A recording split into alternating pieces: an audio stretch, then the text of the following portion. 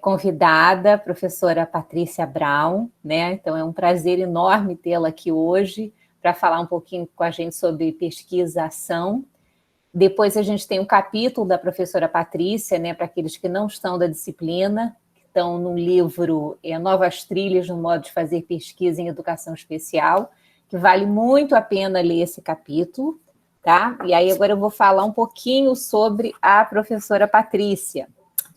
Patrícia, ela é graduada em Pedagogia com habilitação em Educação Especial em Deficiência Mental e especialista pela PUC do Rio Grande do Sul, mestre e doutora em Educação pela Universidade do Estado do Rio de Janeiro, é professora adjunta do Instituto de Aplicação Fernando Rodrigues de Silveira, o CAP-UERJ, onde atua na educação básica e no mestrado do Programa de Pós-Graduação em Ensino de Educação Básica.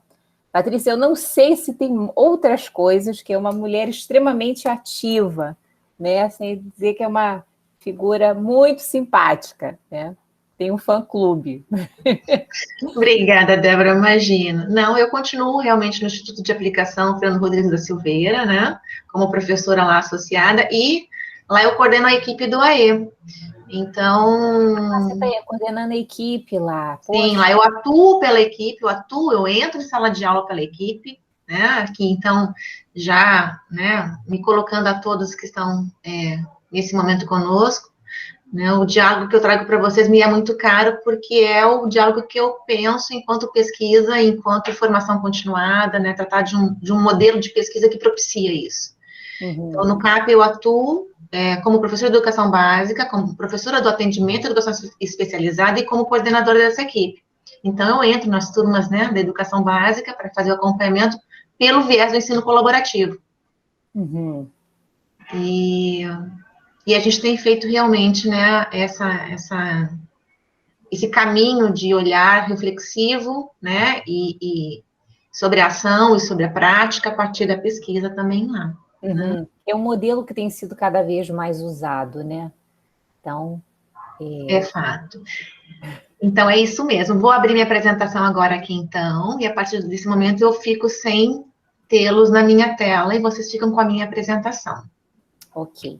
Gente, aí eu vou pedir para vocês, se vocês tiverem questões, ou vocês colocam aqui no chat, ou então vocês podem abrir o microfone e a gente interrompe a Patrícia, mas é legal a gente estar aproveitando ao máximo essa palestra dela. Deixa eu botar... Débora, me diz, está em modo apresentação para vocês? Não, ainda não está no modo apresentação. A gente consegue vê-lo, mas não está em apresentação. Engraçado que eu já coloquei em modo apresentação. Gente, cadê aquelas minhas auxiliares maravilhosas? Então, tem um ícone, porque eu estou clicando aqui embaixo naquela apresentação de slides, mas eu acho que não é ali. Sim, eu acho que quem deu uma dica para a gente da outra vez foi... Ai, que parece que você precisa ir em apresentação e tem que dar uma configurada nele. Então, eu acho que é isso. Exibida por um orador, apresentada por uma... Exato. Isso. É aí. Maiara, sim, Maiara que tinha que falar. Diga, Maiara, é exibida por um orador ou apresentada por uma pessoa? Por uma pessoa, Jana Laires. Foi? Foi, agora foi. Ah, então deixa eu voltar lá. Viu? Eu digo que mediação é... Eu não, né? Outros teóricos lá do tempo de Vygotsky já diziam isso, mas eu ratifico, mediação é tudo nessa vida. Com certeza. Então, é um prazer estar aqui com vocês, agradeço o convite de Débora, né? Professora queridíssima. Aliás, Débora me foi uma parceira ímpar desde o meu mestrado e no meu doutorado ainda mais, Débora, porque se você não recorda, eu recordo muito bem até hoje do quanto você me auxiliou com literatura estrangeira para que eu compusesse a minha tese, né? Então, por isso que a gente tem esse discurso, essa conversa que é tão fluida, tão gostosa. Sabe? Vocês me ouvem bem? Quer dar um saquinho? Sim, sim, estamos te ouvindo, sim. Então, está. Então, a proposta que Débora nos traz é falar um pouquinho desse capítulo, né, escrito no livro que Leila organizou, sobre pesquisa em educação especial. E esse capítulo é um capítulo que, na verdade, é um recorte da minha própria tese de doutorado. E preparei para vocês algumas lâminas a partir do próprio capítulo, então, quem não teve possibilidade ou tempo nesse momento ainda de acessar o texto, as lâminas vão retratar bastante o texto, com um adendo ou outro de algumas coisas que eu fui atualizando para essa conversa. Tudo bem? Então, seguindo, a minha ideia de dialogar com vocês é trazer 4 pontos de análise sobre esse modelo de investigação, né, em educação. Trazendo os aspectos críticos, a forma, os pontos em comum que esses autores, que essas referências teóricas, né, nos trazem sobre pesquisação, o que é de ponto em comum, e as possibilidades. Tá? Então, serão 4 momentos aí de pontos para essa análise e a nossa conversa depois, para quem desejar. Então, vamos iniciar pelos aspectos críticos, né? Por que a gente vai iniciar pelos aspectos críticos? Porque a pesquisação como modelo de investigação, né, em educação, principalmente, ela, por muito tempo, inclusive enquanto possibilidade de fomento por órgãos de pesquisa, ela foi questionada no sentido da validade científica dela. Tá? Então, a gente vai começar pelos aspectos críticos para a gente poder entender da onde que parte essa crítica e desconstruir alguns mitos sobre ela, tá? E, na verdade, começar a pensar sobre a consideração técnica que ela precisa ter para que se constitua como um processo investigativo, né, científico de fato, tá? Senão a gente cai nessa crítica que é feita pelos vários autores, né? Os autores que a gente traz aqui para essa reflexão são os tradicionais e alguns que são, digamos, dissidentes dessa linha, como, né, que vem a partir de Franco, de Tripo, Zeigner, de Diniz Pereira. Tá? Então, dentre os aspectos críticos que essa pesquisa sofreu de início, mas não é que está totalmente isenta no atual tempo em que estamos, ainda há críticas sobre ela, em relação, por exemplo, a diferentes interpretações. Né? A gente, às vezes, pega textos que falam sobre metodologia de pesquisa, e para cada texto que a gente pega, dependendo da referência que se tem, a gente vê nomes que variam para definir esse tipo de pesquisa. Né? E muitas vezes uma definição que deixa uma descrição muito ampla sobre o que é pesquisação. Então, é necessário que a gente se aprofunde sobre o que significa justamente esse termo pesquisa, ação, para que a gente possa definir isso como um caminho metodológico e não como uma mera descrição de algo. E já chego mais à frente por que eu estou falando isso, que não é uma mera descrição de algo, né? Muitas vezes, por conta de se tratar de uma investigação que vai a campo, né? É premissa dela ir a campo, ir a um ambiente real, vivido por uma comunidade, por um núcleo específico, né? Porque vai a campo, então, muitas vezes é entendida como uma forma de reflexão mera, né, sobre a ação, mas não é só uma mera reflexão, até porque a reflexão por si só não é uma coisa pouca. A questão é a partir de que pressupostos você faz essa reflexão, né, e a partir dela o que você faz, né, o que você indica, que caminhos seguem após a reflexão. Para além desse equívoco, né, uma outra crítica que alguns autores fazem em relação ao cuidado que a gente precisa ter para que essa pesquisa se torne um processo investigativo, científico, né, as condições de trabalho que a gente muitas vezes encontra, né, na grande maioria, ainda infelizmente, da realidade brasileira escolar, sobre a forma e o contexto de trabalho dos professores. Por quê? Porque é uma pesquisa que tem sido utilizada muito para investigar, né, esse campo da escola, esse campo de atuação docente, das práticas docentes, sobre a questão currículo, sobre a questão que envolve esses espaços de discussões escolares.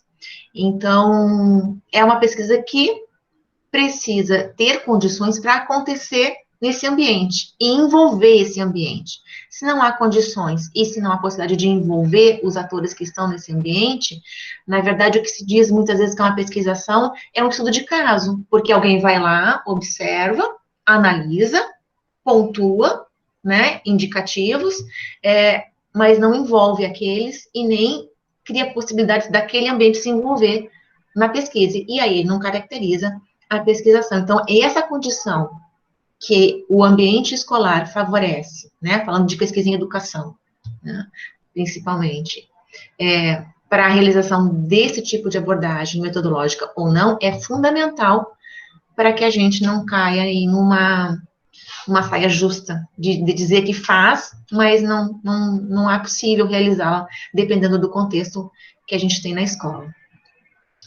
Então, muitas vezes, há uma associação equivocada entre o campo da ação e o campo da prática, né?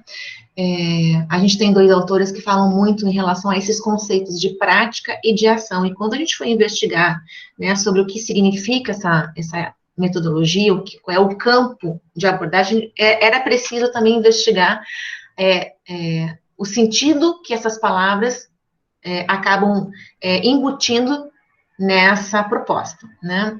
Então, Sacristã e Pimenta, 2 autores que falam tanto de prática, né, quanto de pesquisa sobre a escola, né, pesquisa científica, pesquisa em educação, dizem, por exemplo, o seguinte: primeiro define o que é prática, né, que diz que se constitui em relações sociais e culturais acumuladas, é algo elaborado, fundado a partir de percepções e relações entre um contexto social e histórico e seus envolvidos.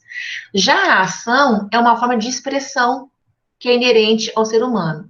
Qual é a relação que nos coube fazer aí? Que, na verdade, o conjunto de ações, né, o conjunto que a gente tem de ações, né, constituem uma prática, podem formar uma prática.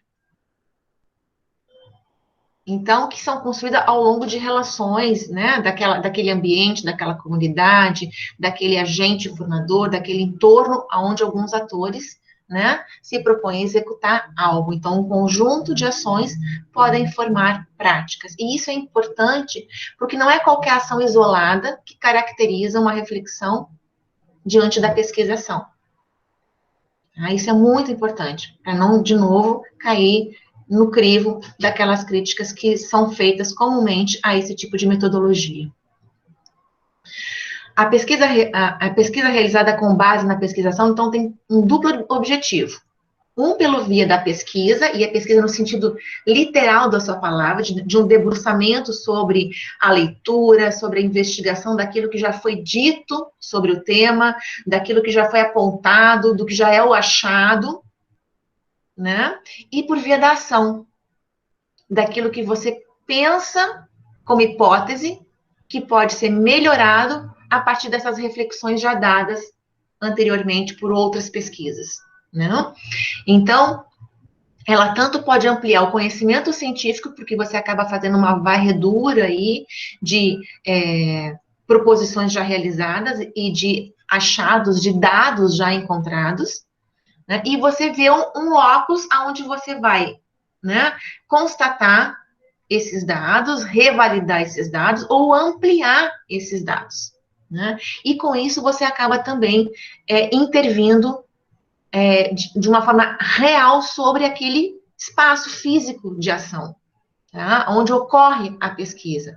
E a intenção dessa pesquisa, né, para além da ampliação do conhecimento, quando você tem uma ação e sendo redundante, né, uma proposição de intervenção em algum espaço físico, você prima pela possibilidade de melhora de algo que ali foi visto, né? E por isso foi prevista ou foi proposta uma investigação ali. Então, essa é a essência da pesquisação. Analisamos e refletimos uma teoria, enquanto agimos, né, sobre a prática, né? A teoria fundamenta e possibilita uma reflexão sobre essa prática, enquanto a prática produz novos dados que possibilitam a reflexão e ampliação do conhecimento científico.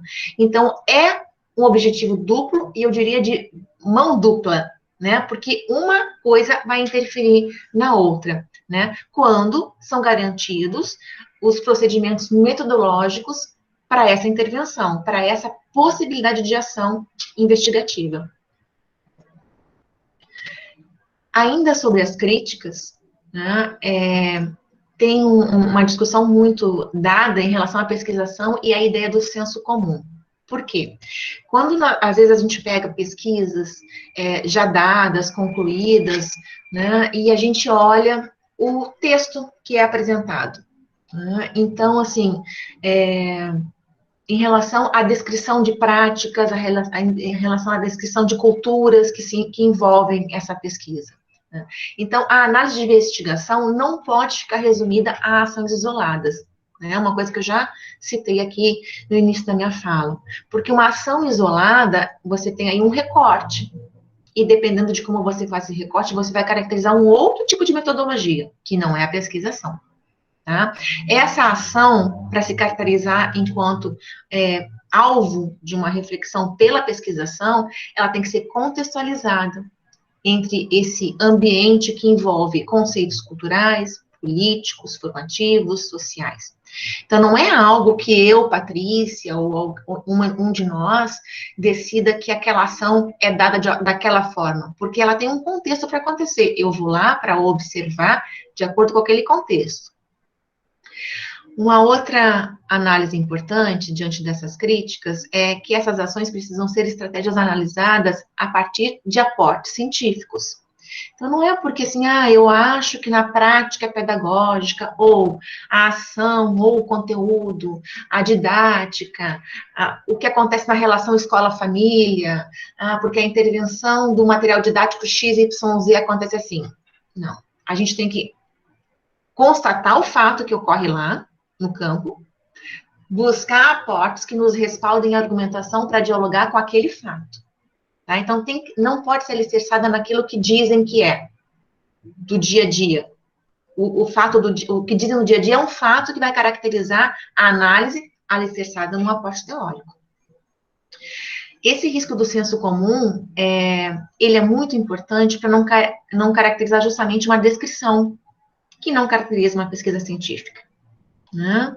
Então, que não revelam de forma coesa e demonstrativa os dados, ou seja, o que você constatou que acontece, em que contexto isso acontece, e com base em que você analisa isso.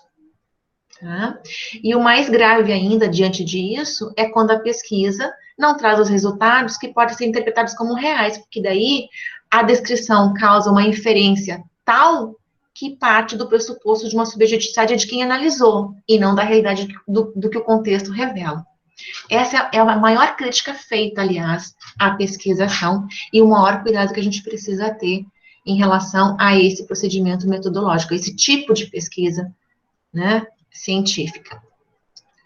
Resumidamente, esses são os pontos sobre a crítica, que são parecem, assim, breves, mas são densos. Né? Acho que deu para perceber que exige um cuidado, um debruçamento do pesquisador que vai a campo, de contextualizar o dado de uma forma que caracterize aquele ambiente, aquele fato, aquele objeto de estudo.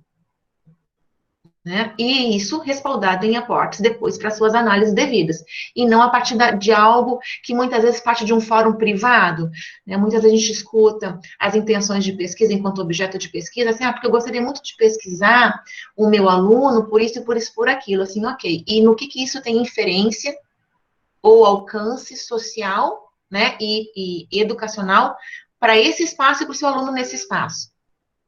Porque senão é uma prática isolada do professor, então você pode fazer um estudo de caso, você pode fazer uma outra forma de pesquisa, não pesquisação. Então, não é um fórum privado, a pesquisação trabalha com um fórum extremamente coletivo e contextualizado. E aí, diante desse fórum coletivo e contextualizado, tem algumas formas de você caracterizar ela. Né? Eu vou trazer aqui algumas que Franco traz, e ela traz, que são termos e definições que são comumente utilizados, então por isso eu trago eles, são os mais utilizados, eu diria assim, né? Três meios de caracterizar a pesquisação. Ela pode acontecer nesses moldes, então, 3 moldes diferentes. Como pesquisação colaborativa, quando a transformação é solicitada pelo grupo, né? Ou seja, um grupo de pesquisa, um grupo de um lugar, de um locus específico, vem até o pesquisador, é o ideal, né? Para a pesquisação, esse é o, digamos assim, é o suprassumo do procedimento, né? Seria a cereja do bolo. Então, o campo vem ao pesquisador e assim, olha, a gente está com uma questão lá, assim, gostaríamos que fosse investigada para a gente organizar reflexões e a mudança sobre o que hoje existe e aquilo que a gente pensa que pode ser. Então, essa é a pesquisação colaborativa. A pesquisação crítica se caracteriza pelo fato da transformação ser percebida a partir dos trabalhos iniciais do pesquisador com o grupo. Então, já tem um mote diferente. O pesquisador entra em campo e, a partir das reflexões que ele vai proporcionando a esse campo e aos seus envolvidos, então, as transformações são percebidas. Quais são percebidas? Né? Na verdade, o que é necessário transformar acontece como um segundo passo. Enquanto que na pesquisação colaborativa, a ideia do que se quer transformar já vem antes. E depois a pesquisação estratégica, a qual, ao contrário das 2 anteriores, a transformação é planejada previamente, sem a participação dos sujeitos. Então, digamos assim, uma secretaria de educação de algum município tem lá uma proposta para uma escola, né, ou para uma rede, mas você vai atuar lá na escola. Então, vem de uma esfera, né, digamos, do macro para o micro. E aí você chega lá com a proposta pronta. Ou mesmo numa escola isolada, você sabe de uma realidade como hoje, né? Falando aqui em relação à educação especial, público-alvo desse contexto, dessa área de conhecimento, né? Falando de perspectiva de inclusão escolar. Então, a gente sabe que essa é uma demanda real em todas as escolas. Então, de repente, a gente escolhe uma escola do nosso bairro, da nossa secretaria do município, e oferece a pesquisa. Né? Porque a demanda até posta, ela é real, mas não necessariamente aquela escola disse assim, a gente tem interesse. Você vai lá e propõe. Então, essa é a pesquisação estratégica. Mais uma coisa, independente dessa forma, seja colaborativa, crítica ou estratégica, a pesquisação tem um formato que é chamado de cíclico espiral, né? Aquela ideia que vai acrescendo, inicia no mote, e a ideia do espiral que cria um funil em ordem crescente de demanda e de etapas que tem que ser mantido. Tá? Então, independente da tipificação ou caracterização das formas de se fazer a pesquisação, é preciso considerar o seu formato cíclico espiral. Eu estou indo muito rápido, Débora, ou tá bom?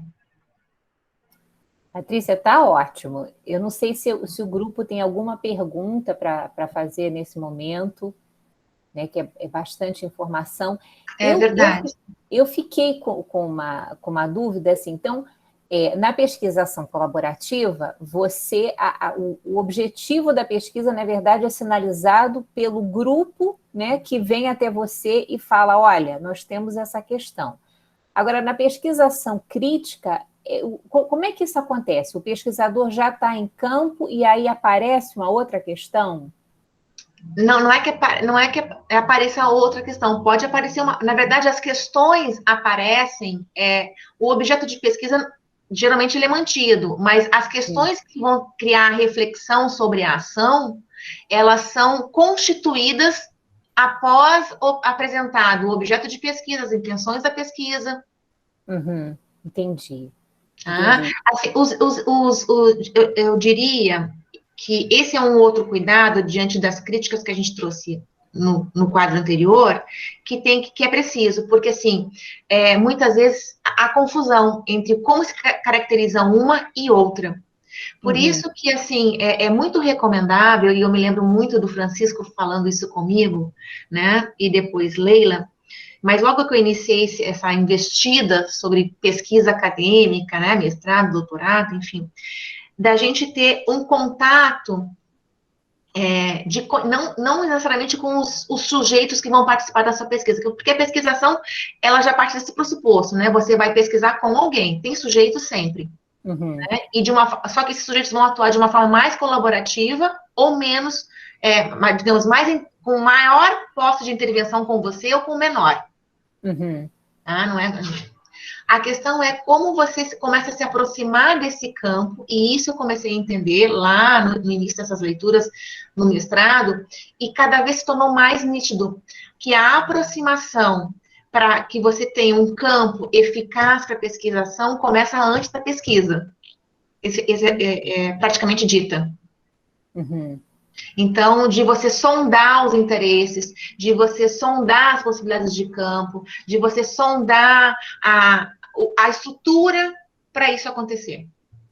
Porque Certo. senão a pesquisação, ela morre na praia antes de você entrar, porque você pode ter a melhor boa intenção, o objeto e os objetivos de pesquisa podem ser reais para aquele campo, mas se não há uma disponibilidade de interação dos sujeitos que lá estão, principalmente de colaborar para que essa reflexão aconteça e para que depois a intervenção advinda da reflexão tenha seguimento, que dê prosseguimento à pesquisa, você fica sem possibilidade de caracterizá-la.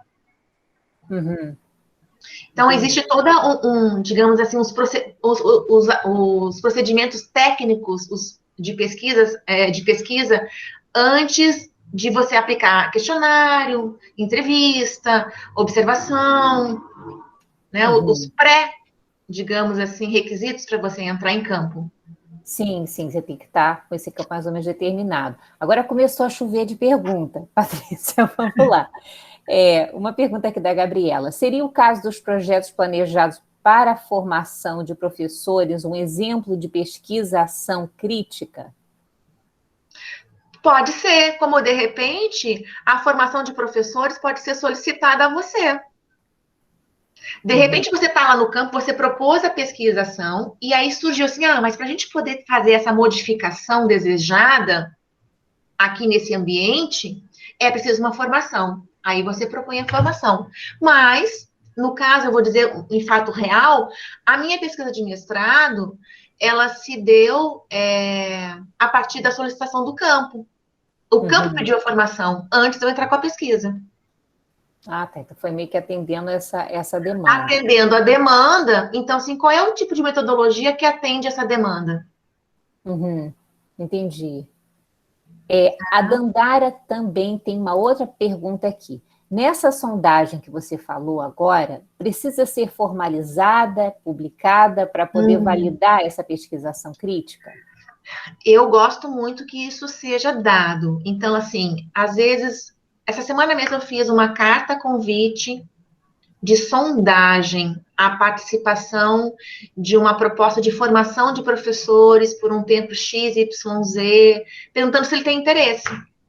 Uhum. A gente sabe que a rede do município aqui, o Rio de Janeiro, as escolas do município são divididas por CRE, por coordenadorias regionais. São muitas, né? O Rio de Janeiro tem 1.100 escolas. Ou é mais? É mais, eu acho. É mais que isso. É a maior rede municipal de ensino da América Latina. Então, de acordo com uma CRE X, a gente soube da demanda por formação de professores para um tema Y. E tem uma mestranda no programa que está se debruçando sobre esse tema. Mas a gente não pode partir do pressuposto, porque a CRE disse que tem interesse, que os professores da escola estão dispostos a. Uhum. Então, a gente fez uma carta, convite, direcionada àquela escola, com aqueles professores, sondando se eles têm interesse mesmo e quem tem interesse. A partir disso, a gente tem a noção de como montar o perfil até que vai ser uma técnica, né, a partir de um grupo focal, a partir de um seminário, que vai caracterizar a formação dos professores. Vai ser um dos procedimentos metodológicos da pesquisa.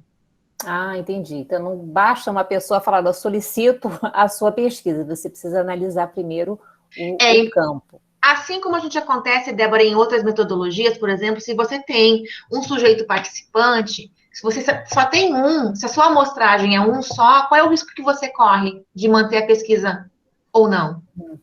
Vai que aconteça alguma coisa com aquele sujeito, você perde a pesquisa. É o nosso desespero do delineamento sujeito único. Do delineamento sujeito, a gente sabe disso, não é? Uhum. Então, a gente tem que ser... O ideal é você ter um número ímpar sempre, 3. Porque dependendo com um, você não caracteriza, com dois, com um você não caracteriza, dois até caracteriza, mas se perde um, fica um só dos dois, então tem que ter um terceiro, Sim, mínimo. com certeza. Né? Sara, Então, tem mais uma questão aqui.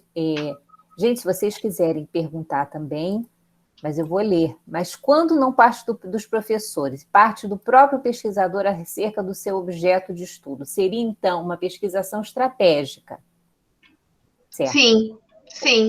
Com essa necessidade sempre de sondagem do campo. Eu acho muito válido. São os procedimentos preliminares da pesquisa, digamos assim, né? Uhum. Eu sugiro, embora a gente não ache na literatura nenhuma informação que diga desses passos, né, pré-campo, durante, e aí a gente tem os que vão para o campo, né, que são os instrumentos e técnicas de pesquisa. Uhum. Mas por uma questão ética, cada vez mais a gente vê a necessidade, a gente tem discutido sobre isso, né, nos nossos grupos aqui no programa de pós-graduação do CAP, sobre essa abordagem ao campo, de uma forma que você vai a campo para colaborar com aquela realidade, independente da metodologia. Uhum. Porque as escolas andam tão, digamos assim, fragilizadas nos seus contextos, não precisam de mais uma demanda que crie uma pendenga lá para frente. Sim. Então, essa sondagem inicial, eu acho extremamente recomendável, principalmente quando se fala de pesquisação. Porque a pesquisação ela vai pressupor você entrar em campo, observar um contexto, um conjunto de práticas, seja ela sobre qual contexto escolar é. Não estou falando de práticas. Prática, quando eu falo, não estou falando só da prática relacionada à ação didática do professor em sala de aula, tá? Porque o contexto escolar, ele tem uma infinidade de práticas escolares. Uhum.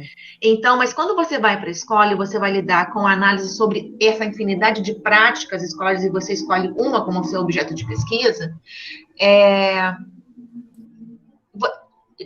bom que você tenha essa aproximação ao campo de sondagem para não criar um tipo de milindre em que o professor se sente observado, avaliado, e para o final da sua pesquisa ele diz assim, e veio aqui, fez o quê e serviu de quê? Porque essa é uma das críticas que a gente ouve também em relação a esse tipo de pesquisa quando tem intervenção. Porque se cria uma expectativa. Uhum. Você vai a campo para fazer uma intervenção que vai surtir um efeito. E diante das escolas que nós temos, né, do perfil de escola que nós temos, as demandas são enormes. E a expectativa se torna enorme também para que algo ali seja possibilitado de uma forma mais equânime, mais qualitativa, mais eficaz, mais favorável àquele ambiente. Sim, Então, e é uma linha muito delicada, porque ao mesmo tempo você tem que fazer pesquisa e fazer uma prestação de serviço. exatamente. Né? E aí tem uma outra adendo em relação a esse formato que eu chamo a atenção, é quando nós, pesquisadores, todos aqui que estamos, escolhemos pesquisar sobre o nosso campo de atuação. Porque aí você vai ter que ter um cuidado tão extremo de se colocar num outro foco, porque lá, quando você for propor essas reflexões, você não é a colega da turma do ano escolar ou daquela equipe docente. Você está num outro momento e com uma outra perspectiva. Não que não possa, mas exige um cuidado extremo para não cair naquele senso comum lá de uma descrição ou de uma reflexão que não encaminha dados, que meramente, às vezes até critica e não tem respaldo para as críticas, não tem argumentação teórica e dado para crítica, e aí a escola se ressente com isso, com razão. Uhum. Com razão. Certo. E tem que ter esse distanciamento, né? Fundamental. Uhum. Fundamental. E aí, falando desse formato cíclico espiral, né, a pesquisação ela vai lidar com esse movimento, em que a gente vai evidenciar um problema, seja no formato que for, vai acontecer esse movimento espiral. Uma ação que é planejada e posta em prática para esse problema evidenciado, tá? Aí, depois que você planeja e coloca em prática essa ação, a gente observa as implicações e mudanças a partir dessa intervenção, avalia-se o que foi resultado dessa intervenção e, consequentemente, a partir do momento que você propõe algo, outras questões vão surgir, com certeza, que pode voltar a um problema. Mas isso, sendo redundante, não é problema, porque as questões não se encerram a partir de uma investigação. A investigação, na verdade, quase sempre, e é o esperado, ela suscita outras questões. Porque aí, se houve mudança, houve modificação também. Então, esse movimento, né, essa ideia de formato cíclico espiral, é a base para a gente compreender essas etapas da pesquisação. Numa lâmina mais à frente, eu trago isso um pouquinho mais detalhado quando a gente constrói o próprio trabalho, né, o texto dessa pesquisa. Ainda quanto à forma, né, isso até de uma certa forma eu já comentei aqui. Então, o que diz aqui nesse texto, resumidamente, né? Saber eleger o tanto tipo de investigação quanto os instrumentos adequados aos objetivos, né? A demanda identificada, aos participantes e as limitações, né? Considerando os favorecimentos do campo e de seus participantes. Então, é uma engrenagem.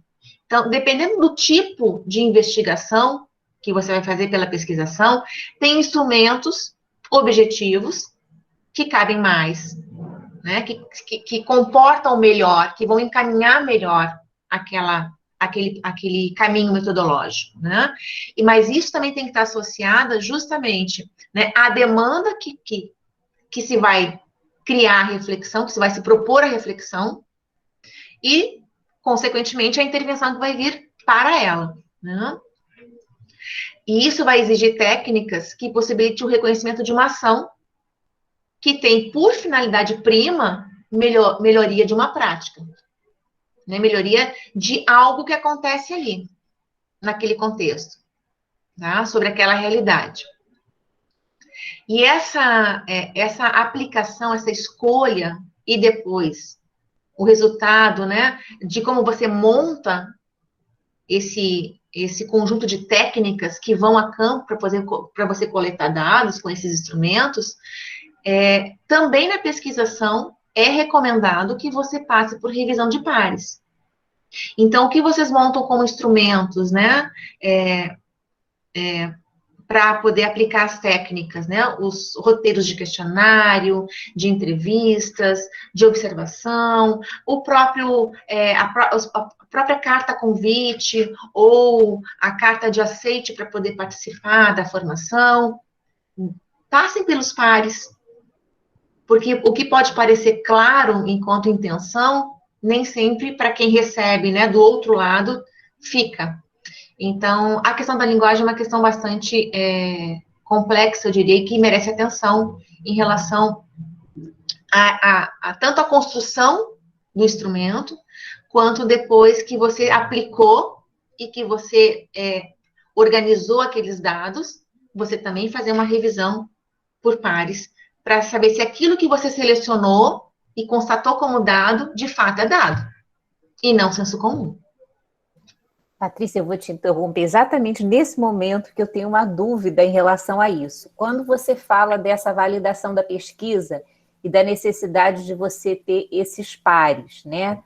Então, na pesquisação, você também tem essa tentativa de uma triangulação de dados para você tentar pegar evidências de vários cantos. Exato. Aliás, a triangulação de dados, ela é muito utilizada para análise dos dados. Uhum. Muito. Então, por exemplo, é indicado que um outro pesquisador também vá a campo com você, ou você pegue os seus dados e peça para um outro observador analisá-los? Como é que é isso? Então, na pesquisação, a gente, até pelo comprometimento que acaba sendo delegado a sujeitos que participam da pesquisa com você, né? Digamos assim, vamos pegar um exemplo, os professores que participam dessa pesquisa com você, né? Eles são seus sujeitos ali. Então, muitas vezes a gente pega a entrevista depois que foi descrita e devolve para o professor. se aquilo que foi ali descrito, de fato, foi aquilo que ele quis dizer. Você devolve para ele mesmo validar a pesquisa, as respostas Os dele. dados, os dados daquilo que foi coletado. Essa é uma forma. Uma outra forma, e que eu usei na época, essa forma eu usei no mestrado, no doutorado, por exemplo, de ter os professores comigo para poder validar os dados que eu fui coletando e que partia deles. Partia das situações que eles elaboravam, né? Que eles apresentavam, que eles experimentavam, e eu estava observando e coletando. No mestrado e em outras pesquisas, eu me lembro que eu tive o aporte de ter um observador comigo, um apoio de pesquisa. Então, uma colega que estava no mesmo tempo de pesquisa que eu de mestrado, ela foi como minha colaboradora. E aí, os instrumentos que eu montava, eu passava para ela. E quando eu depois analisava os dados, eu passava para ela também fazer a leitura, para ver se aquilo que eu tinha caracterizado como dado, elencado como categoria, de fato era. Interessante.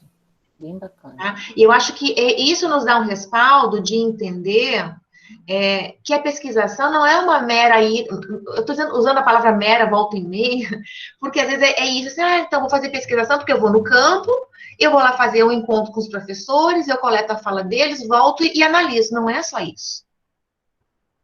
Tem um procedimento aí ético e técnico que é necessário considerar para que aquele dado se torne científico. Para não cair no senso comum, né? Exatamente. Exatamente. Por isso a crítica. Então, assim, eu sou a maior defensora da pesquisação, mas eu não tenho como negar que aquelas críticas são reais, porque são. Então, uma outra coisa, para validar a pesquisação, você tem que pensar o tempo que você vai ter para aplicação da pesquisa. Porque não é uma pesquisa de tempo reduzido. É uma pesquisa que vai exigir de você um tempo para ir a campo observar, ir a campo elencar, se não há problematização, né? Você vai ter que elencar junto com seus participantes. Aí depois você vai organizar a estratégia de intervenção, vai aplicá-la, vai analisar. Dá para entender o percurso que vai ter que acontecer. Então, não é uma pesquisa que você vai a campo, observa, coleta dados, e que também exige uma densidade de observação sobre esses dados quando há só observação, mas para além dessa observação, você vai ter que fazer uma aplicação de algo. Então, tem que ter um tempo a mais. Pode se estender. A Jéssica fez uma pergunta especificamente sobre esse slide, tá? Jéssica, se você quiser falar, não, eu vou ler a sua pergunta aqui. No slide sobre objetivos... Pode ler, professora. Jéssica, você está aí? Fala aí, Jéssica. Venha, Jéssica. Oi, professora. Olá, querida. Não, é porque no slide que falava sobre os objetivos da pesquisação, ele falava especificamente na parte de ação que o objetivo é promover a melhora para algo real que ocorre no ambiente onde a pesquisa está sendo realizada, né? Você quer falar disso aqui? Isso. Aí, é porque eu me lembro das aulas da professora queridíssima Débora Nunes, e a gente fala muito sobre o problema de incorrer num juízo de valor moral sobre aquele objeto sobre o qual você está se debruçando, né? Principalmente quando a gente vai elaborar as hipóteses de pesquisa, né? Se determinada ação é ruim para essa prática profissional, determinada ação é a melhor para essa prática profissional. E aí, o que eu comentei no chat é que eu imagino que é por isso que alguns pesquisadores eles podem incorrer nesse peso de valor moral ou de juízo sobre as suas pesquisas, o que acaba, né, trazendo um pouco de senso comum e invalidando mesmo esse processo da pesquisa. E a importância do que você tem falado sobre alinhar os seus objetivos à necessidade do campo, né? E é uma fundamentação teórica que faça sentido, né? Que tenha uma rigidez não, um rigor metodológico, científico. Que respalde aquela ideia, né? Porque, na verdade, quando você tem algo que é observado naquele campo e você traz essa problematização, né? E essa problematização acaba apontando assim, bom, no caso da pesquisação, há necessidade de algo, né, aqui que a gente possa modificar, busque na literatura se isso já não foi dito em algum momento, em outros dados que trouxeram essa mesma problematização, porque aí você ratifica. E aí você vai analisar naquele contexto, né, aquela problematização, mas já com base de que aquilo não é algo que só ali acontece. Então, você fortalece a sua argumentação. Sim, sim. A minha questão nesse caso era só essa palavra melhora, que quando eu vi me despertou alguma das aulas da professora Débora. E aí vem a questão que eu falei antes, né, da linguagem, e é uma questão semântica, né, o quanto pode criar um equívoco sobre aquilo que está né, que está tentando dizer que é e o que de fato é, né? A melhora para um algo real, né? Daquilo mas que não é do que você acha que é real ou que você acha que é o bom. Você tem que escutar do campo. É ele que vai dizer para você o que ele precisa, o que é preciso. Obrigada, professora. De nada, imagina. Então, voltando lá. Então, uma coisa que nem sempre é pensada é justamente isso, essa validade, né, tanto técnica, procedimental, quanto validade social também é esperada, né, para a pesquisação. Né? Porque às vezes a gente tem, uma ideia de que pesquisa em educação não passa por crivos desse porte. Passa sim, né? Pesquisas qualitativas, eu diria. Né? Passa sim, né? E deve passar. Aí nós falamos, então, da questão dos pontos críticos, dos pontos em relação à forma, e aí vamos ver o que tem de ponto em comum, então, diante dessa investigação na área educacional, né? Bom, primeiro acho que, não sei se para você está claro, né? Eu estou trazendo aqui como uma coisa óbvia, porque é para ela ser óbvia, né? A pesquisa, nesse mote, ela promove uma participação de todos os envolvidos, pesquisador e sujeito. O que vai dar aí uma instância de maior ou menor interação de um ou de outro é justamente a forma, tá? Ela torna-se um processo multidirecionado, porque tanto o pesquisador vai a campo para ampliar algum tipo de referência, né, acadêmica, teórica, algum conceito, algum conhecimento, né, como também no campo também tem ali, previsto pelo menos isso, né, o aprimoramento, a melhoria no sentido de que há ganhos sociais, né, para aquele espaço diante do que estava e do que é proposto e o que fica depois. Né? Para esse sentido do que estava, o que é proposto e o que fica depois, tem uma questão que é fundamental, que é a devolutiva para o campo, daquilo que se constatou, aonde se chegou, o que finaliza, modo de dizer, né? Acho que nenhuma pesquisa acaba sendo fechada ao fim, né? Na verdade, você faz apontamentos, considerações que indicam isso ou aquilo diante dos dados, que com certeza indicam outras problematizações para depois, né? Por isso que a gente fala assim, bom, a partir daqui você tem uma outra pesquisa para fazer, né? Encerra aqui agora essa e segue depois com uma outra a partir desses dados do que eles apontam. Então, é um processo multidirecionado nesse sentido, que não é só uma via, né, de construção para o pesquisador, é também para o campo. Um outro ponto comum é que privilegia a articulação dessas descobertas, né, a discussão no coletivo e no cotidiano. Isso é fundamental, né, não tem como você fazer pesquisação se essa discussão não ocorre ali. Então, por mais que o pesquisador seja o responsável por acessar, nesse momento, o conhecimento que talvez a escola até então não teve acesso, o conhecimento acadêmico, dos conceitos, de alguma referência sobre algum estudo, ou sobre algum aporte teórico, metodológico, pedagógico, que vai ser foco dessa formação, ou dessa intervenção que vai ser realizada nesse locus de pesquisa, tem que ser discutido no coletivo, para não partir justamente daquela ideia que foi trazida agora há pouco, né? De que você acha que está muito bom, ou que você acha que aquilo é o que vai caber, o que vai servir, e na verdade não é. Então tem que ter uma discussão coletiva, né, naquele cotidiano para atender a real demanda que ali existe, e não que você supõe que existe.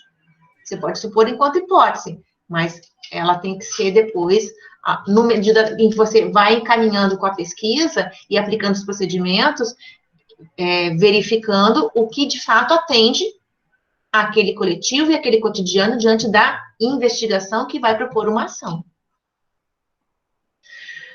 Outro ponto em comum é a questão que acaba, essa interação entre pesquisador e participantes, né, acaba favorecendo uma busca por soluções pertinentes e eficientes, e leiam esse eficientes como, não como uma coisa que resolve, tá? Que, bom, vou solucionar o problema da escola agora com a pesquisação. Lá para frente eu já vou dizer isso para vocês, mas já digo agora também. A pesquisação não é a solução para as mazelas da escola que a gente encontra, principalmente para uma delas que eu já vou citar para vocês aqui logo, logo. Mas ela é caminho. Eu acho que ela pode apontar o processo de pesquisação, essa metodologia, quando aproxima escola e academia, eu acho que ela pode aproximar várias possibilidades que no dia a dia, por si só, a escola não consegue ter acesso, os professores não conseguem ter acesso, pelos vários fatores que existem nessa rotina e estrutura escolar, certo? É um tipo de pesquisa social e, por isso, o problema é coletivo, tá? Eu não vou me ater à leitura extrema da tela, mas não sei se alguém tem necessidade. Estou olhando a ela, estou dialogando, mas se alguém tiver necessidade da leitura da tela, eu posso fazê-lo. Tem alguma necessidade em relação a isso, Débora? Olha, por enquanto ninguém falou nada, mas se alguém tiver, por favor, sinalize aqui no chat, tá? Isso, tá? Porque tudo que eu estou trazendo aqui para vocês, como eu sinalizei no princípio da fala, tá no texto. Eu só fiz os recortes para poder guiar a fala e não ficar totalmente solta e também não ficar com vocês aqui até, né, altas horas. Então, essa pesquisa, ela tem esse cunho social, né, que envolve um problema coletivo, né, e que ela vai ter esse modo cooperativo entre aqueles que estão ali como sujeitos participantes, né, da pesquisa. É organizada a partir de uma descrição, sim, de um contexto. Isso é um ponto comum, mas é importante que essa descrição, dá para entender que ela é a partir de uma descrição, a partir dessa observação que você faz, mas não se encerra e nem se limita, muito menos a isso, né? Então, você descreve um contexto, e aí, quanto à análise e à explicação dos fenômenos ali encontrados, né, você vai prover ações. E aí, a gente chega nas possibilidades. Então, a gente tem cuidado com críticas que se inserem dentro do formato de como a gente procede com todos os passos dessa pesquisa, né, com os procedimentos metodológicos dessa pesquisa, e quando a gente consegue garantir uma via, né, de validade, de cientificidade sobre esse procedimento metodológico, você encontra possibilidades, né, e eu acho que isso é o mais bacana, né, é o que, digamos assim, o que tem de mais válido para esse tipo de metodologia. Né? Acho que toda pesquisa, na verdade, é isso, né? Quais são as possibilidades que advêm dela, né? Com toda pesquisa. E aí, em relação à pesquisação, um primeiro ponto que se traz é a possibilidade de diálogo entre professores. Muitas vezes, esse tipo de metodologia é o primeiro caminho que a escola, que o campo da educação, seja ele qual for, né? O contexto ali educacional, se dispõe a ter um tempo e espaço de discussão coletiva sobre as suas ações. E aí a gente traz o conceito que tantos teóricos, né, discutem sobre a reflexão sobre a ação reflexiva, enfim, né, termos que um usa outro, né, alguns autores usam um, outros autores usam outro, mas que significa o quê? A necessidade e a importância que tem desses atores envolvidos no processo educacional, seja eles quais forem, né, porque não é só o professor que se envolve no processo educacional, terem a possibilidade de reflexão sobre aquilo que é feito. Mas isso, de novo, diante da estrutura escolar que nós temos, e quem aqui é professor sabe disso, raramente é viabilizado. E quando é proposta uma intervenção a partir de uma investigação pela pesquisação, esse campo, essa possibilidade ocorre, né? E aí você cria uma rede entre saberes e práticas que ali circulam. Outro dado sobre possibilidades nessas aprendizagens colaborativas, que é um conceito também discutido por vários autores, né? De um aprender com o outro, né? A formação profissional que se processa a partir das reais necessidades escolares. Porque essa é uma outra demanda que a gente ouve de muitos contextos, né, educacionais, que existem N cursos pelo país de formação, né, à distância, presencial, a nível de lato sensu, escrito sensu, extensão, enfim.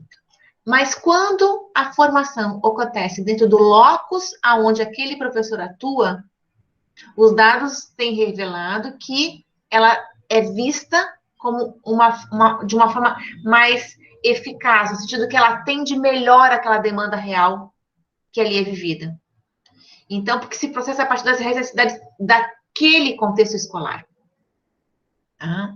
E uma outra possibilidade é que, diante desses aspectos todos, ela acaba melhorando com a formação do professor e do pesquisador, bem como o desenvolvimento de novas abordagens educacionais, né? Se não novas abordagens educacionais, no mínimo, ela acaba favorecendo o resgate ou a revisão daquilo que era feito ou das práticas que funcionavam, que eram eficazes, das boas práticas, como chamam, né, alguns autores, e que, de repente, uns têm conhecimento e outros não, dentro da mesma escola, e quando a gente cria essa rede de diálogo, elas são compartilhadas, né, essas boas práticas.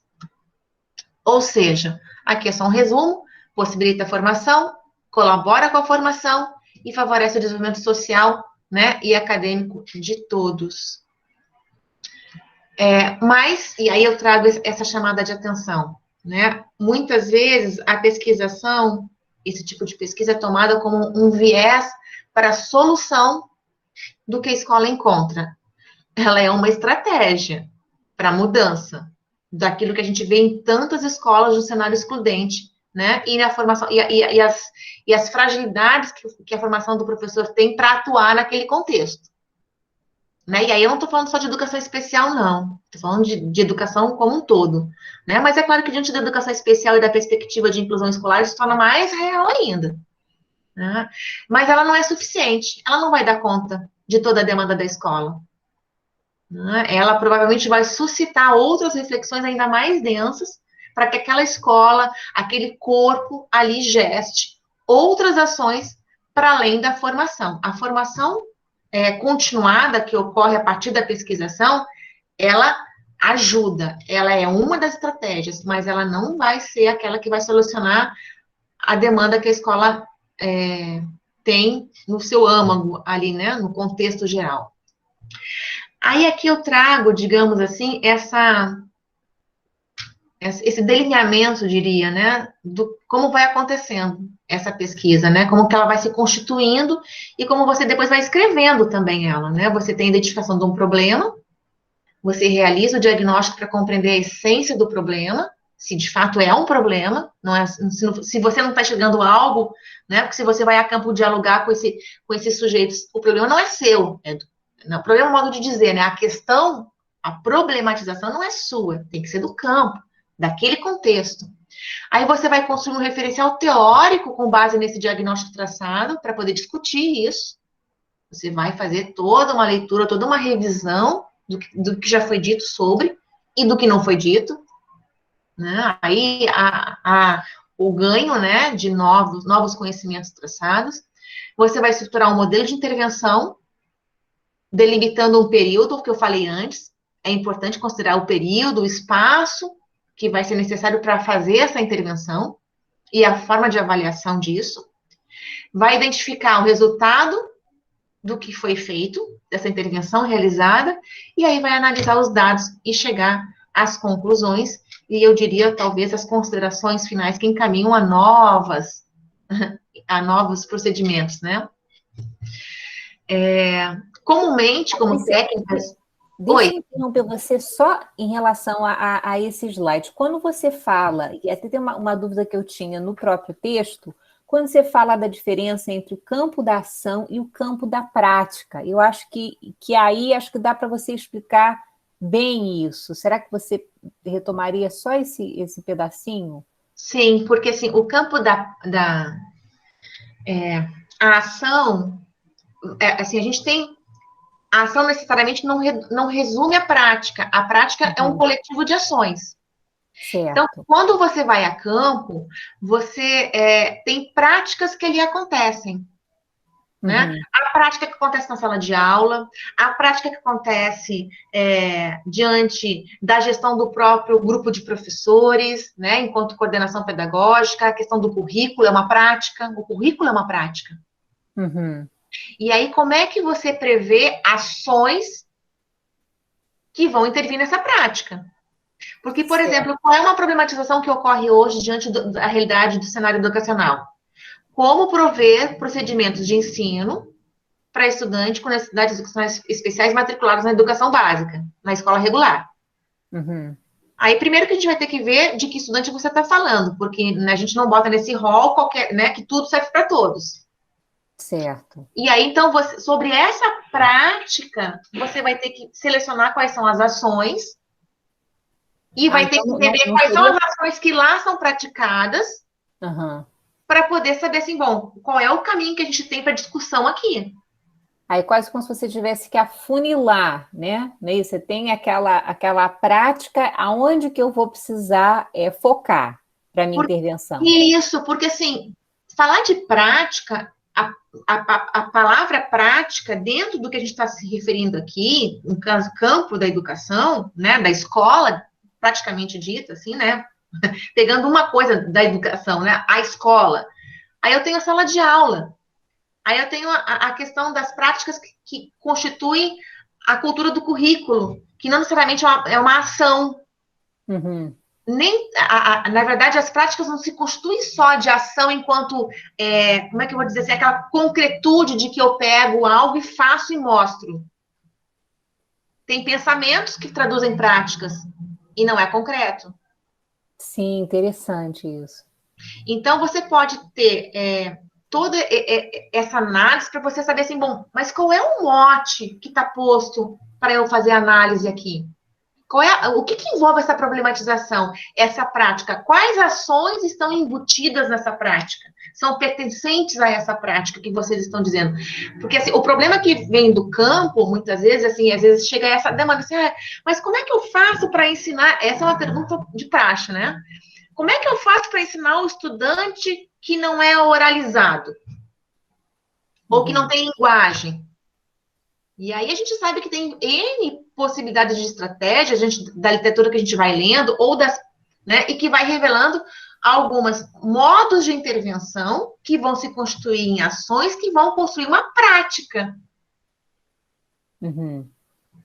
Perfeito. Não, obrigada. Super esclarecido. Porque, Débora, eu confesso para você e para todos que estão nos ouvindo aqui agora, todos e todas, que eu tenho que, volta e meia, eu mesmo tenho que me escutar para ver o quanto é necessário ter clareza sobre isso, porque, assim, senão a gente cai no senso comum de novo, de reduzir uma prática a um momento isolado, de uma ação isolada, que não traduz, de fato, aquilo que a gente está pensando que é a prática. Dá para entender? Parece redundante, mas é isso. Exatamente, é aquela linha tênue que a gente está. A gente tem que resolver um problema, mas a gente está fazendo pesquisa. Então, eu tenho que manter todo um rigor, inclusive para poder afunilar qual é a minha ação. Né? Eu vejo que na pesquisação, muitas vezes é necessário, de início, com esse coletivo que se envolve com o pesquisador, né, esse coletivo que compõe o campo, esses sujeitos que compõem o campo, porque pesquisação você não faz sozinha, pesquisação você vai ter sujeitos participantes, você vai ter indivíduos participantes com você, sempre. Tá? Ou vai ser o professor, ou vai ser a comunidade familiar, ou vai ser um coletivo de estudantes, certo? Ela tem tendido muito a ser com o professor, mas não precisa ser só com o professor. Mas uma coisa que eu tenho visto muitas vezes como necessidade para que eu tenha uma segurança mínima de saber com o que eu estou lidando enquanto dado, é trabalhar os conceitos iniciais. Assim, quando vem assim, tá, como eu faço para ensinar? Eu, assim, o que você entende por ensinar? Então, de início, muitas vezes, das vezes em que eu participei, por exemplo, de algumas ações que envolveram formação de professores, a gente começa falando de conceitos, de palavras, de termos, para saber se aquilo que eles estão entendendo é de fato o que a gente também está pensando que é. Sim, é a famosa a definição operacional dos termos. Exatamente. Olha, e assim, inclusive, não está dissociada a ideia, por exemplo, de você aplicar pré e pós-teste de conceitos. Um questionário objetivo, esse é um outro instrumento de pesquisa que cabe na pesquisação também. Ah, mas esse é um instrumento de pesquisa quase experimental. Assim, eu já fiz isso e não houve nenhum tipo de questão ética ali que inferiu. É um formuláriozinho simples, tem que ser objetivo, né? Claro que você, primeiro sonda se a pessoa já ouviu falar sobre aquilo, já conheceu aquilo de alguma forma, e se conheceu, o que ele entende por. Então, é semi-estruturado, diria. Sim. E aí você leva isso, não fica com isso para você. Você leva isso para a primeira discussão de encontro, se for proposta uma formação, por exemplo. Né? O grupo focal... Oi. Não, para saber se estão todos falando da mesma coisa, né? Sim, porque assim, essa linha, como você diz, é tão tênue que é muito fácil a gente acabar fazendo interpretações com a maior da boa vontade e tentativa de rigor científico, com uma maior seriedade. Não estou descaracterizando a seriedade de um ou de outro pesquisador, não é isso. Mas para justamente se salvaguardar de qualquer interpretação que possa o outro que pega ler, porque para você que está no campo, que está participando, às vezes fica muito claro.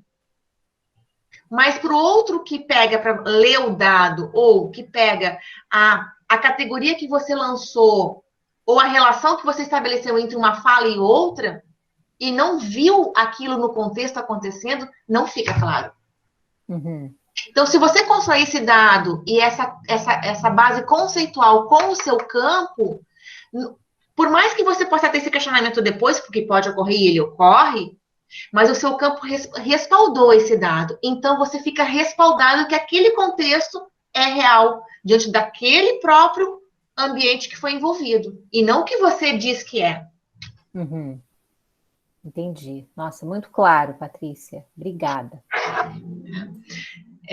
E aí, aqui, só finalizando já a minha fala, algumas técnicas e instrumentos de pesquisa que se prestam a essa metodologia, né, de investigação, para coleta de dados e esse percurso, né, em campo. Aqui eu trago uma imagem que eu achei bastante, um quadro proposto por um texto, né? Tem a referência ali embaixo, depois eu posso passar para vocês também. Mas eu só queria chamar a atenção, porque é muito comum dizer que pesquisa participante é pesquisação e vice-versa. E não é, tá, gente? Aqui eu vou chamar a atenção só para esse dado, tá? Que é onde tem aqui essas duas setinhas vermelhas. A caracterização que essa autora traz aqui, traz várias outras, né? Digamos, cai lá, aqui é uma coisa, aqui é outra, mas principalmente isso. Toda pesquisação é do tipo participativa. Acho que isso ficou claro, né? Eu vou participar daquilo que está no campo e o campo vai participar daquilo que eu estou construindo.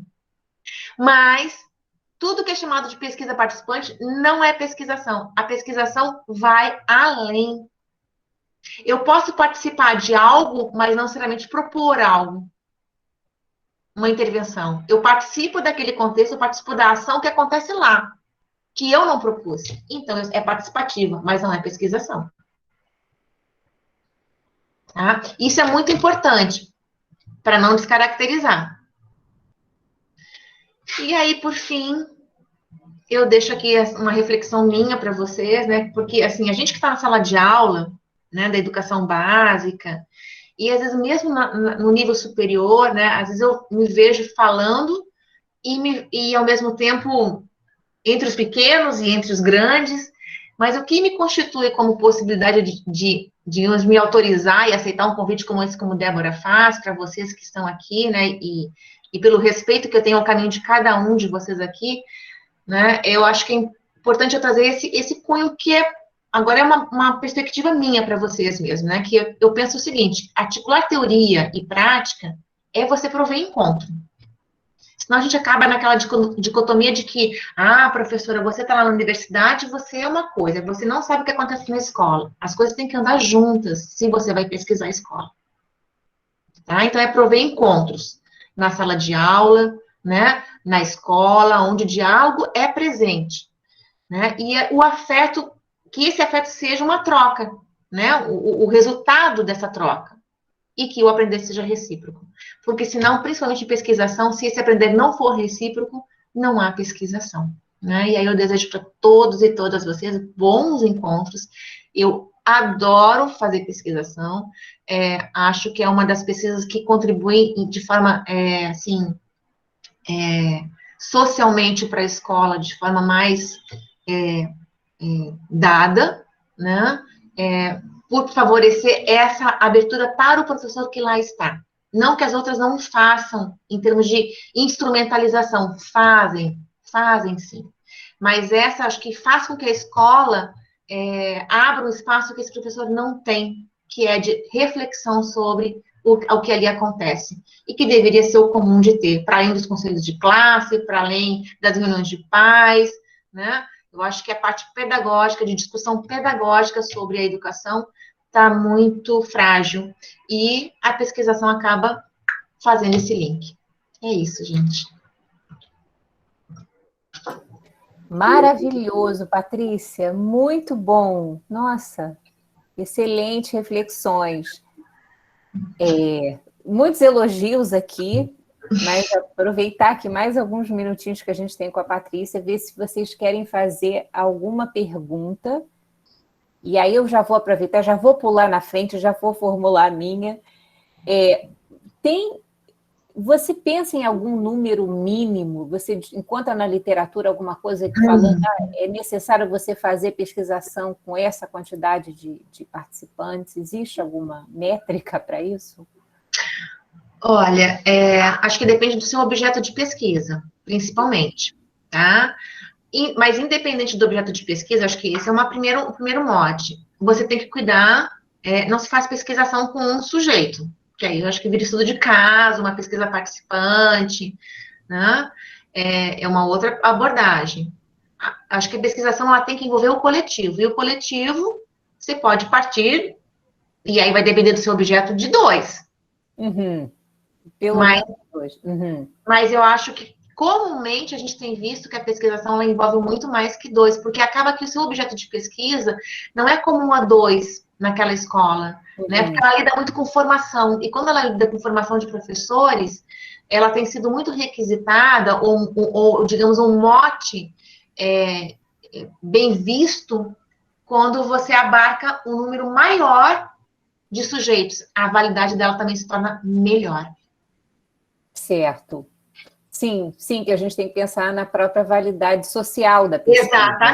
Exatamente. A validade para pesquisa em educação, da abordagem qualitativa, que é onde ela se enquadra em pesquisação, né?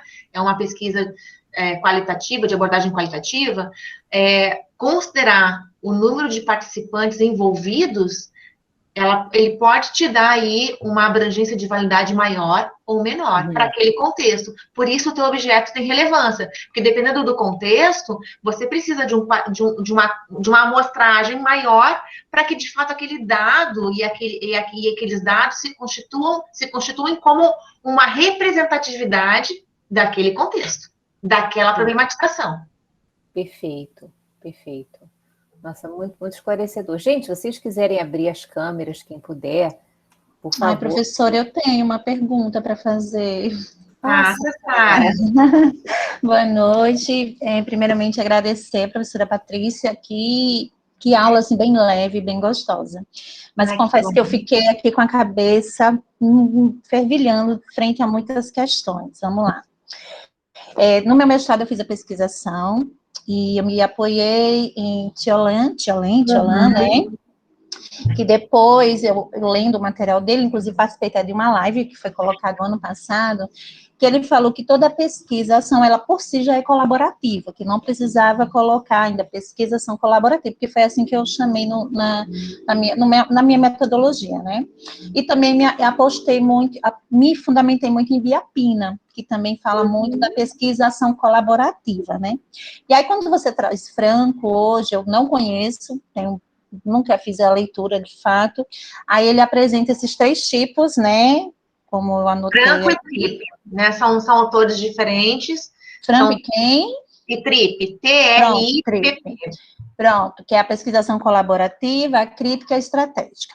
E aí, o que tá me deixando inquieta é que a pesquisação colaborativa diz que quando a transformação é solicitada pelo grupo, não é isso? O grupo que vai até o pesquisador, apresenta a demanda, aí o pesquisador se adequa a esse objeto de estudo. Eu entendi assim. Seria isso? Sim, porque assim, uma coisa que a gente precisa desapegar, no sentido não de desconsiderar, mas assim, a gente tem que, dentre as abordagens de discussão sobre uma metodologia de pesquisa, né, os autores têm formas de escrever e se tornam referências. Então, Tiolen é uma referência, Tripp e os outros que eu trago ali, a Franco, são referências. Eles não são opostos. Então, de acordo com os estudos que cada um vai fazendo, de acordo com as culturas de pesquisa que cada um tem, eles vão colaborando para a gente agregar visões sobre esse tipo de pesquisa. Certo. Então, a pesquisa, enquanto ali Tripp e Franco trazem de 3 formas, não descaracteriza a ideia que Tiolen traz, que diz que toda pesquisa é colaborativa, mas dependendo, e aí é uma defesa que eu faço, da forma como você acessa e dispõe dessa pesquisa para o campo, ela se torna menos ou mais colaborativa. Em que sentido? No sentido que ela é colaborativa porque você está lá colaborando para que aquele campo possa ter outras possibilidades, ampliar o seu conhecimento, achar uma outra estratégia, fazer uma transformação que é necessária, mas você está colaborando. Aquela ideia ali é que existe uma colaboração entre os sujeitos que lá estão com você, e não só você para eles. Certo, que também a Biapina defende essa ideia, que é uma colaboração entre. Isso, eu não desconsidero as demais, mas eu gosto muito mais dessa. Agora, o que faz com que a gente pense que talvez possa ser colaborativa, crítica ou estratégica, né? É justamente a possibilidade que você tem de trazer o campo com você. Então, às vezes, metodologicamente, tecnicamente falando, você consegue caracterizar um termo que esclarece melhor a possibilidade que você teve de ação nesse campo. Porque quando você consegue essa interlocução em que você tanto colabora com o campo, quanto os sujeitos que estão lá colaboram com a sua pesquisa, com certeza ela é colaborativa. Certo, professora. Né? Aí eu tenho mais duas situações que fiquei pensando. A partir do momento que, pronto, eles não me procuraram, né, digamos, eu tenho desejo, meu objeto de estudo é X, e eu vou desenvolver minha pesquisa lá em tal escola. Aí eu chego na escola, né, e apresento, né, o meu interesse, eu deixo um questionário, faço uma entrevista. E quando eu tenho essa devolutiva, de certa forma, eu não estou, então, já induzindo ao meu objeto de pesquisa? Depende de como você... Não entendo como indução, porque, assim, você está oferecendo uma proposição. Certo. Porque quando você vai ao campo, mesmo que o objeto, que a apresentação surja do campo, você vai levar proposições. Essas proposições são uma forma de indução? Seria se fosse para puxar para o meu objeto, não? E não para o interesse deles. Ao que eu estou me referindo é que se eu quero levar o meu objeto até a escola, objeto de estudo. Então, eu não estou induzindo? Não seria uma certa indução, não? Não, aí depende de como você justamente como você caracteriza essa pesquisa. Porque se você está propondo, e eles aceitam, você está partindo do pressuposto de que aquele campo tem uma demanda sobre isso. E você tem como justificar isso diante dos dados que você pode coletar depois. Inclusive perguntando sobre isso. Se isso é do interesse, por que é do interesse? Se isso tem validade para vocês, por que tem validade?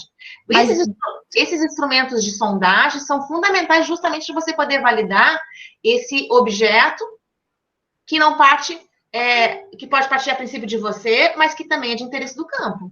Mas então ela não deixa de ser então uma pesquisa colaborativa, não é isso?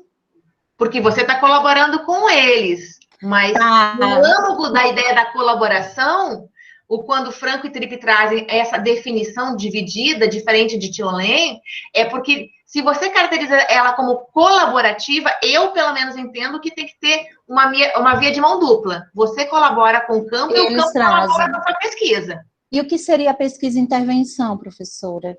Que tem autores que também defendem a pesquisação e intervenção. Até teve uma pergunta aqui, né? Toda pesquisação tem intervenção, mas nem toda intervenção é pesquisação. Eu acho que isso resume. Porque você pode fazer intervenção sem ser pesquisação. Delineamento entre sujeitos faz intervenção, né, Débora? E não é pesquisação. Não. Ok, acho que eu perguntei. Você tem ali a fase 1, a fase 2 e a fase 3. Você observa, você intervém e você analisa. Você tem a intervenção, mas não tem pesquisação. Tá, entendi.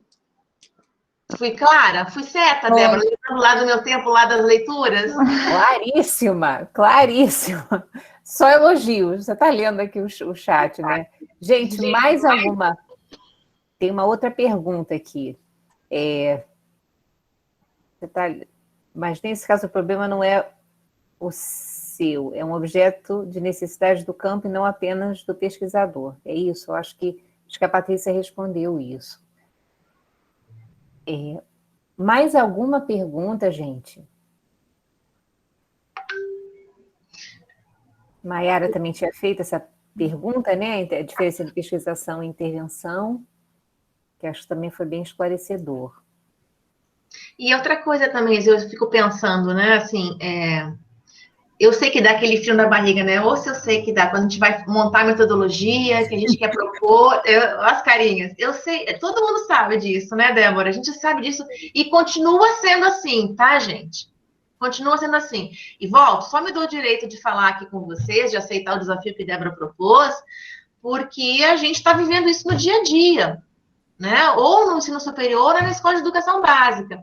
Mas, assim, toda pesquisa tem que partir do pressuposto que é um caminho. E você tem que ficar atento aos procedimentos metodológicos para poder validar esse caminho. Nada é fechado e nada é duro.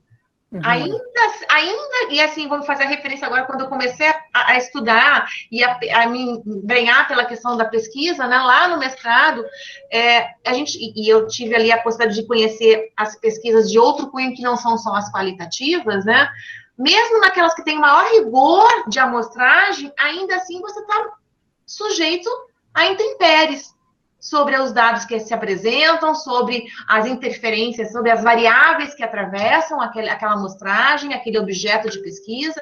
Então, assim, ficar atento mesmo. Por isso que quanto mais vocês tiverem esse olhar cuidadoso sobre como vocês estão lidando com os dados de vocês, como vocês coletam esses dados e quais aportes dão suporte para você discutirem esses dados, vocês têm uma segurança maior. Absoluta não existe.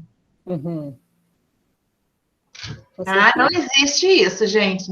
E aí que é isso. A gente cria uma condição que inviabiliza a própria pesquisa. Uhum. Sim, que sempre a gente vai ter mais e mais dados, né? Então, eu acho que a importância até de você estar delimitando bem o seu problema de pesquisa e traçando muito bem os seus objetivos. Porque eu acho que também na loucura de você estar no campo, milhões de outras questões vão aparecer. E se você não mantém aquele foco, você não termina no seu tempo, né? Exato. E assim, isso que me fez pensar muito e acabar adotando essa ideia de discutir algumas questões conceituais no início com o grupo que vem fazer a pesquisa comigo, ou conosco que seja, né? Assim, ok, a gente vai, então, esse é o nosso objeto, sobre isso você está entendendo o quê? Uhum. Sim. Né? Porque tudo é importante, né? Mas a gente tem que focar no que... Não, até para não achar, porque já acontece isso. A gente inicia a pesquisa, o objeto é tal, o foco é esse, e no final você apresenta assim, não, mas não foi isso que a gente quis dizer. Ih, meu Deus. Quando você começa a propor, não, mas não era sobre isso que a gente estava falando. Ah, não era sobre isso, era sobre o quê, então? Meu Deus. Então, isso é muito importante. Assim, aí a menina disse, mas professora, eles tinham dito, tá aqui escrito, tá aqui dito, que ela gravado. Eu assim, ok, você perguntou que sobre isso se faz isso, aquilo, outro, você apresentou as possibilidades que tem de intervenção sobre esse foco que eles estão trazendo, porque a pesquisação acaba tendo essa demanda, né, que é uma construção coletiva, até mesmo para a formação que você vai oferecer, independente do formato, tá? Seja por demanda do campo, seja por oferta da pesquisa que você vai e oferta, eu sugiro que mesmo quando é oferta, né, que você vai lá e oferece, olha, eu tenho esse mote de pesquisa, interessa a vocês, eu gostaria muito de fazer aqui, eu vejo que há a possibilidade de acontecer aqui, tem um público-alvo que cabe para isso aqui, enfim. Mas mostra qual é o programa que você tem para oferecer aquilo. Sim. Né? Não deixa para na hora chegar lá assim, então aqui estamos reunidos, vamos começar, e você começa e o telefone sem fio se abre, né? Um diz uma coisa e o outro entende outra. Sim. Olha, pergunta agora, eu acho que a gente vai ter que finalizar agora, porque já são quase 8h30. Quais dicas, professora Patrícia, você nos daria para adequações da pesquisação no formato remoto? Gente, a pesquisação, e quando ela trabalha o viés de formação de professores, ela cabe no ensino remoto, né? No formato remoto, né? Eu falei ensino remoto porque isso está me assombrando eternamente. Acho que vai me assombrar pro resto da vida, isso, pelo amor de Deus. Quem aqui é professor de educação básica, gente? Estão assombrados como eu? Porque eu estou enlouquecida. Né? Até perguntei várias vezes se eu estava sendo clara, porque desde as 7 da manhã encontro síncrono entre crianças e depois colegas de reuniões, né? A gente vai ficando um pouco fora da casinha, eu diria. Mas a pesquisação, para o momento que a gente está vivendo, de reclusão, quando proposta formação com professores, eu acho que tem razoabilidade aí posta. É possível. Porque você pode fazer os encontros, né, online, como a gente está fazendo aqui, né? Mas aí você tem que cuidar do seu objeto de pesquisa. Porque se você vai analisar algo muito pontual da prática do cotidiano, ou você tem dados que você coleta a partir da fala desses professores e se baseia neles, porque você não vai poder dizer que acontece lá porque você viu a partir do quê? Não teve observação? Não tem observação participante nesse momento. Então, você tem que cuidar quais são os procedimentos, né, as técnicas e instrumentos que você vai coletar a partir desse objeto. A gente está propondo agora, tem uma pesquisa que vai acontecer nesse formato, uma pesquisação, por conta, a gente está com a hipótese de que isso é uma demanda para aquele campo, a gente vai oferecer, tá? Para uma CRE aqui do município do Rio, para um grupo de escolas. Com um mote na formação de professores, para um público-alvo específico da educação especial, ou seja, não é todo o público, é para um específico, né? A partir da abordagem sobre uma referência conceitual. Olha isso, uma referência conceitual para um público-alvo específico, porque é para a gente poder deixar bem amarradinho, porque eu não estou lá no campo para ver como eles fazem, eu não vou na escola ver como é que elas fazem, nem eu, nem a minha mestranda. Então, partindo do pressuposto que existe uma hipótese que em algumas reuniões dessa escola isso surgiu, a gente pegou. A gente vai sistematizar a informação, devolver a informação e vai dizer assim, ó, a gente tem essa proposta para fazer uma pesquisa de formação a partir de uma pesquisação. Tá? E aí... Está em andamento essa pesquisa sua? Tá, ela não qualificou ainda, né? Ela não qualificou, a gente já está pensando no formato que vai oferecer, porque é isso. Para a qualificação, ela já vai ter que apresentar o formato processo de formação que vai ser um dos procedimentos da pesquisa dela, para que a gente tenha noção de que isso é possível acontecer, porque vai exigir tempo do professor num horário, para além dos síncronos, mas, independente do momento remoto que a gente está, isso também é previsto no presencial. Vocês têm que prever que tempo os professores têm para fazer isso com vocês. Porque pesquisação vai precisar de tempo de reunião com esses professores, para além da sala de aula, para além do conselho de classe, para além da reunião de planejamento. Às vezes as escolas entram num comum acordo com a gente, e isso é parceria, de ter momentos que já eram reservados para esses encontros, por exemplo, reunião de planejamento. Vamos colocar a formação ali, porque é planejamento. Ou então, na reunião que é da coordenação pedagógica, em vez de fazer reunião com a coordenação pedagógica, a coordenação pedagógica, nesse momento, vai ceder os seus encontros de 15 em 15 dias para acontecer essa formação. Essa ação de intervenção. Então, vocês têm que ver quais são as possibilidades. Mas, para isso, a gente tem que ir conhecendo quais são as possibilidades do campo antes de você chegar com o formato pronto, porque senão você vai ter que refazer, quase sempre. Aí eu digo que é 99,9% de ajuste necessário se você já chega com um pacote tão pronto e acertado. E também, o pacote pronto cria um certo milindre, do tipo, a escola não vê possibilidade de dizer, mas a gente precisa mais disso ou mais daquilo. Então, eticamente falando, para a aproximação ser mais amigável, mais parceira, coloca como proposta, como sugestão. Olha, temos essa perspectiva de ideia. É uma outra forma de você chegar e dizer, olha, isso aqui é o que a gente tem para apresentar para vocês. Por mais doce e educada e respeitada que ela possa ser, apresentar um retrato pronto e apresentar uma ideia daquilo que pode ser construído, até falando de políticas, né, éticas, sociais da relação para esse contexto, essa outra abordagem é mais favorável.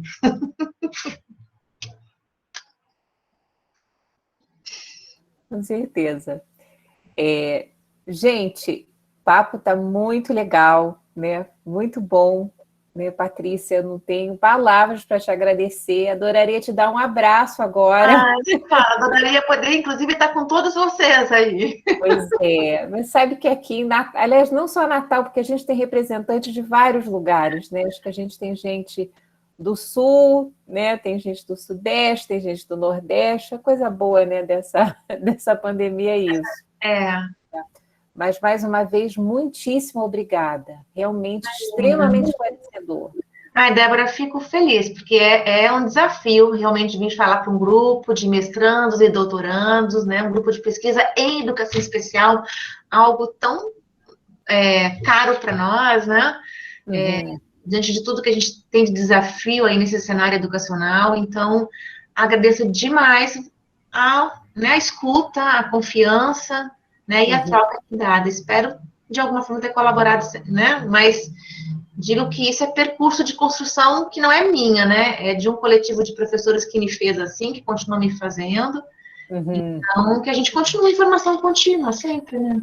Sim, vamos pensar em mais algumas parcerias aí. Eu acho que a gente poderia, né, dialogar mais. E eu acho que essa metodologia da pesquisação, eu acho que ela se encaixa tão bem no mestrado profissional, que a gente precisa... Então, é o mestrado que eu atuo, não, meu mestrado é mestrado profissional, o que eu atuo, né? É o desafio que a gente está tendo agora também, né? Que tem que criar um produto no final. Exato, menina. Estamos todas falando a mesma língua.